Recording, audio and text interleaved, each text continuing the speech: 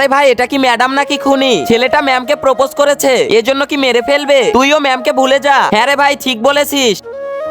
এই যে ম্যাডাম, বাচ্চাদেরকে আর কত পড়াবেন? আমাদেরও একটু প্রেমের পত্র পড়াতে পারেন। হ্যাঁ আসো আসো, আমি পড়াবো। ভাই এর কাছে তো গুলি আছে, পালা তাড়াতাড়ি।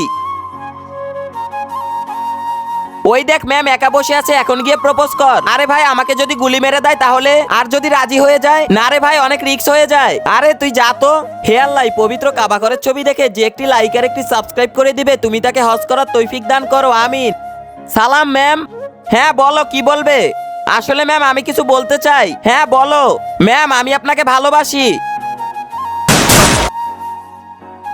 বলো কি বলতে চাও? কিছু না ম্যাম, যাও তাহলে ক্লাসে যাও। একে দিয়ে কিচ্ছু হবে না।